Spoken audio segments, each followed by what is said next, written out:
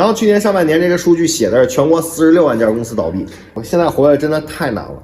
就22年你活下来已经算不容易了，今年可能会更惨。就是你看这数据，滴滴4500万用户跌到现在1000万，打车现在都打不起了，少了3%的人。携程从2600万用户跌到600万，商旅的人说明少了3%。就我突然反应过来，我1年没坐过飞机了。你像这个怪兽充电器，用户从300万跌到100万，说明逛商场的人都少了2%的人逛不起商场了。At present, many individuals are facing unemployment and financial difficulties. 唯一上涨特别好的是什么？包括现在我觉得应该也是 BOSS 直聘，全国用户增长100%，说明什么呀？说明这边全面消费萎缩，大家都没钱了，很多人失业了，然后到处找工作啊，找工作人多了，老板少了，发现老板现在都找工作呢。Low-income Chinese are already moving to Vietnam for work, with 1.3 million people not planning to come back. The economy is declining. With 3 years of a pandemic and a gradual decoupling from the West, everyone is experiencing difficulties from large enterprises to small storefronts. Japan's Toshiba urgently evacuates 33 factories from China to Vietnam, resulting in 400,000 job losses. 600,000 people in Shanghai, Shenzhen, and Dongguan cannot find jobs. In Dongguan, 5 major Apple supplier factories experience a lack of orders, leading to the closure of 3 facilities and potential unemployment for 120,000 individuals. Across the country, 4.6 million factories have no orders, resulting in widespread distress. China is now facing its largest unemployment wave in history. Foxconn, which works for Apple, employs more than 800,000 people. Since April, this major employer has once again sent out news of massive layoffs. Foxconn employees revealed that the number could reach 320,000, and their related funds and production capacity centers will be relocated to India and Vietnam. This is the largest dormitory complex for Foxconn in Guanlan, Shenzhen. In the past, when Foxconn was operating normally, it housed more than 12,000 employees, and the apartment was brightly lit in the evening. Now there are only a few lights here. Foxconn has specifically debunked rumors, stating that the withdrawal from China is false news. However, recently, many independent content creators have reported on short video platforms that 8 production lines in Shenzhen have been dismantled. This cafeteria, located in the Guanlan Longhua Factory District, hosts a large number of individuals from India. It is believed that they are here for training purposes. It has been reported that Foxconn's Zhengzhou facility is undergoing a reduction in workforce. The factory, which is responsible for over 50% of global iPhone production, covers an area equivalent to 784 football fields and accounts for 45% of Foxconn's revenue. While it used to employ 350,000 people, only 70,000 remain today.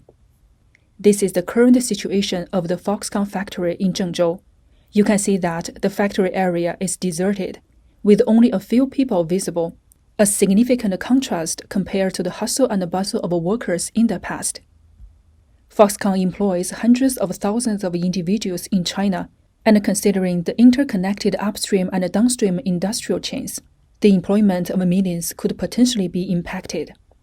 Even worse, when the unemployed try to find new jobs, they face significant difficulties. The wave of corporate closures exacerbate the employment situation, and Chinese companies are becoming increasingly selective about age in recruitment.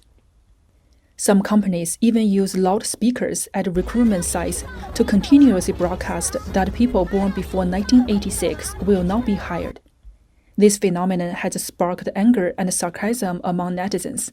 Retirement age is set at 65, and there are still 30 years to live after 35. Are you asking us to beg for a living? Facing the grim employment situation, many individuals have no choice but to look for job opportunities in Southeast Asia, with neighboring Vietnam becoming their preferred destination. In fact, this trend is closely related to the development of the Vietnamese economy. In the past 2 decades, Western markets have opened up to China, allowing the country to leverage its own labor costs and become the world's manufacturing hub. However, as geopolitical tensions between the West and China intensify, Multinational corporations are increasingly factoring in not only costs, but also the unpredictable elements arising from potential conflicts. Consequently, the US and China are slowly disengaging economically, with orders and industrial chain markets shifting to nearby countries, particularly Vietnam. In a remarkable achievement last year, Vietnam's GDP experienced a surge of 8.02% growth, not only reaching its fastest pace in the quarter century, but also setting a new record for the highest growth rate over the past decade. The driving force behind this impressive expansion is none other than the country's thriving foreign trade sector. In 2022 alone, Vietnam's cumulative import and export value amounted to a staggering $732.5 billion, while this figure still trails behind Guangdong's $12,470 billion. It is important to note that this marks only the beginning of a transformative shift in the global supply chain. As the transition unfolds, Vietnam's potential to narrow the gap and strengthen its economy is expected to grow increasingly robust. Under this premise, Vietnam has not only signed a free trade agreement with Europe, but has also reached a settlement with the United States. It has strengthened its ties with countries like Japan and South Korea, which has led to significant investment from these countries. By signing bilateral or multilateral free trade agreements with multiple WTO member countries, Vietnam has facilitated its economic development in terms of market access and tariffs. Currently, Vietnam has taken the lead in industries such as electronic device manufacturing, textiles, footwear, and furniture. As of May last year, the market share of Vietnamese-made products in these three industries in the United States had surpassed that of Chinese products. In the chart, the clear scissors shape of Vietnam's rise and China's decline can be seen. Even in the field of industrial machinery and equipment with higher technical requirements, Vietnam has also exceeded China by a few percentage points. This is the headquarters of Lens Technology in Vietnam, which moved from Hunan, China. The Regina Miracle Factory in Shenzhen has also moved to Vietnam. This is China's BYD division in Vietnam. The Dayang Motor in Guangdong Zhongshan has also moved to Vietnam. LG's factory in Guangzhou has moved to Vietnam. There are also companies from Jiangsu, such as Yadia Electric Vehicles headquarters. Samsung, which moved from China to Vietnam in 2019, still has no one to take over their vacant factory in Suzhou, Kunshan. Crowds of people line up daily at multiple China-Vietnam border crossings, such as Friendship Pass in Guangxi Province and Hekou in Yunnan Province, Honghe Prefecture.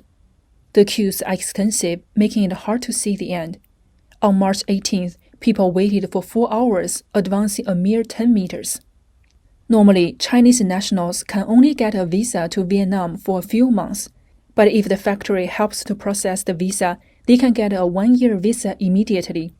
If the Chinese factory directly relocates to Vietnam, the company can help its long-time employees who are willing to move to Vietnam to get passports. After passing a technical assessment, they only need to pass the medical examination at the hospital before going to Vietnam. Chinese individuals working in Vietnam, such as in workshops, can earn a total income of 7,000 to 8,000 renminbi, including basic salary and overtime pay.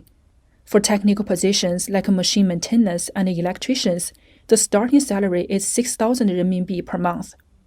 Even those who operate motorcycle taxis in Vietnam can earn over 10,000 renminbi per month. A Chinese blogger who took a motorcycle taxi to Ho Chi Minh City was astonished by the earnings of the motorcycle taxi drivers. In China, they wouldn't be able to earn 100 renminbi a day, but in Vietnam, they can earn over 10,000 renminbi per month. It is worth mentioning that, unlike China's emphasis on owning houses and cars, Vietnamese people believe that motorcycles are essential. In this country with tens of millions of motorcycles, a person without one would be laughed at. Running a company in Vietnam is different from doing so in China. Vietnamese labor laws are more relaxed but strictly enforced. In August last year, over 1,000 Vietnamese workers protested against China's auto company BYD's electronics assembly plant in Vietnam for not complying with labor laws. BYD faced allegations of violating labor laws in Vietnam. According to reports, the company did not comply with the regulations for night shift and meal allowances, offered a low base salary of 4.2 million VND, forced employees to work an additional 2 hours daily under threat of reduced bonuses, provided inadequate dormitory conditions, and offered low-quality cafeteria food. Following a 2-day strike, BYD's Vietnamese subsidiary pledged to improve employee compensation by raising a base salary to 4.8 million VND and increasing overtime pay to between 130% to 200%, effective September 1st. However, at BYD's factory in China, only 2 renminbi is provided as a subsidy for working overtime on workdays. On November 5, 2021, a 36-year-old employee at BYD's Xi'an factory suddenly passed away after working overtime. Initially, BYD refused to take responsibility, claiming that the employee did not die at the workplace. However, after the deceased family and the public raised significant concerns, BYD agreed to provide a one-time payment of 200,000 yuan. It is ironic that a life is only worth 200,000 yuan. So why are Vietnamese workers so strong-willed? First of all, Vietnamese labor laws are robust, allowing workers to form their own unions, which is completely different from Chinese unions that follow the party's leadership. Secondly, Vietnamese workers' unions are strong. They will negotiate with employers on various issues, such as finding insects in food, being unable to send children to school, and having lower salaries than other factories. If the negotiations fail, the unions will immediately organize workers to stop working, forcing employers to compromise.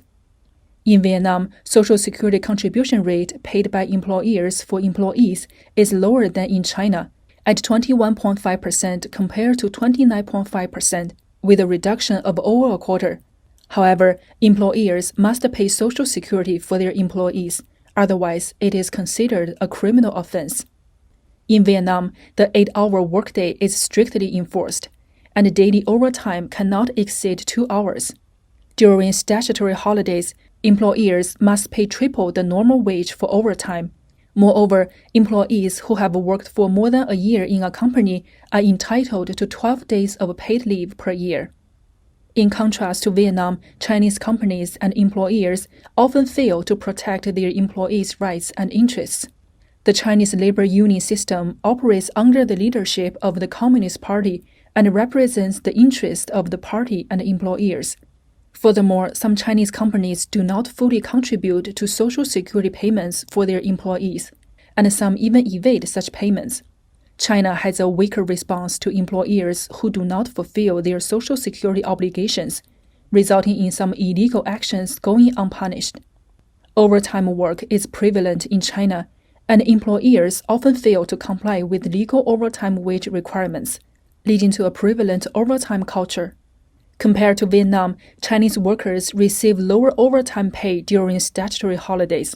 Additionally, China's paid leave system lags behind, with some companies evading, delaying, or rejecting employees' rights to paid leave, despite it being mandated by law. Both China and Vietnam are socialist countries, so why is there such a huge gap between them? Surprisingly, the Vietnamese government has proposed political system reforms, aiming to become the first socialist country to implement the separation of powers and constitutional governance. In order to combat corruption, Vietnam requires officials to disclose their own and their relatives' assets. Since 2013, Vietnam has implemented the requirement for senior officials to declare their assets. Vietnam also plans to expand the scope of assets declaration. In contrast, although the Chinese government has also proposed the declaration of officials' assets, it has not yet been implemented in practice. Vietnam's performance in economic growth and political stability has attracted numerous international enterprises.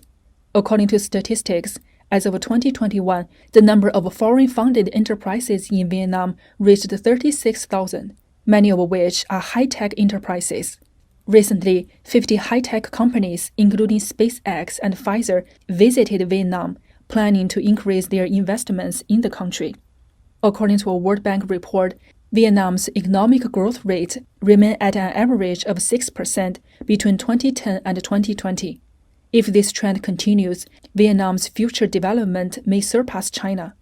By then, the number of Chinese people working in Vietnam will be far more than the current 1.3 million.